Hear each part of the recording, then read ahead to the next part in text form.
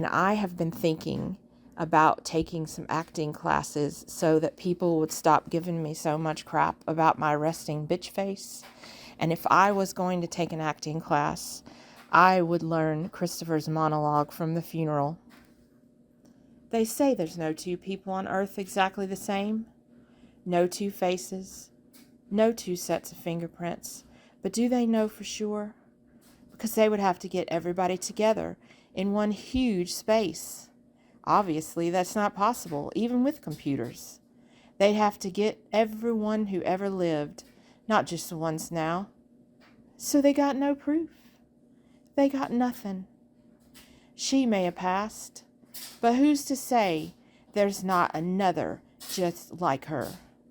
Maybe not with the same fears and paranoia, but the same. What I'm saying is, and then of course I'd punch my scene partner in the face. What I really wanted to say about this episode is that there is another mysterious man in the Sopranos house besides the ghost of Mr. Bompancero.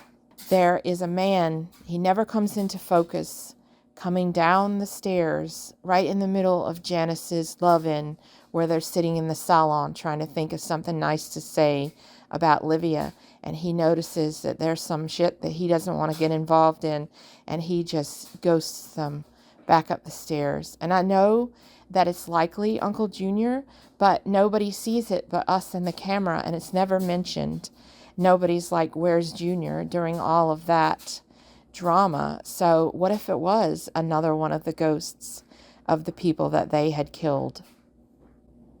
I think there was only one other thing that I wanted to talk about with this episode, going back to the beginning of the episode when Tony is trying to get Janice to fly back for the funeral, and she starts giving all of her excuses, and somehow her son gets brought up, and